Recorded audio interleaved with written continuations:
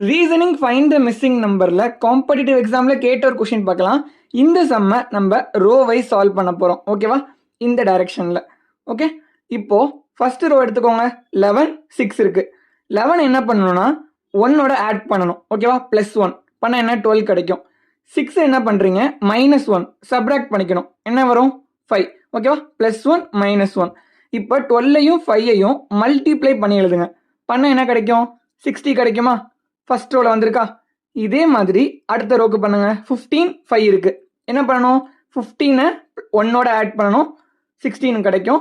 அதே மாதிரி 5 1ஓட மைனஸ் பண்ணணும். சப்ராக்ட் பண்ணால் 4 கிடைக்கும். ஓகேவா?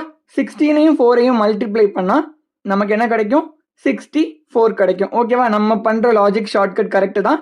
தேர்ட் ரோ நீங்கள் ட்ரை பண்ணி பாருங்கள். ஃபைனல் ஆன்சர் கண்டுபிடிக்கலாம். 25 3 இருக்கு. என்ன பண்ணணும் 25ஓட +1 3ஓட -1. ஓகேவா? 26 கிடைக்கும். மேலே இங்கே வந்து 2. ஸோ 26 × 2 என்ன கிடைக்கும் உங்களுக்கு 52 அப்படின்னு கிடைக்கும். இதுதான் ஃபைனல் ஆன்சர். சரியா? ஒன்றுமே இல்லை. மேலே ஃபர்ஸ்ட் நம்பர் எல்லாத்துக்குமே +1 பண்ணணும். அடுத்த நம்பர் எல்லாத்துக்குமே -1 பண்ணணும். ஓகேவா? So option B is the correct answer. உங்களுக்கு புரிஞ்சிருந்தா ஒரு ஃபாலோ மட்டும் பண்ணிக்கோங்க.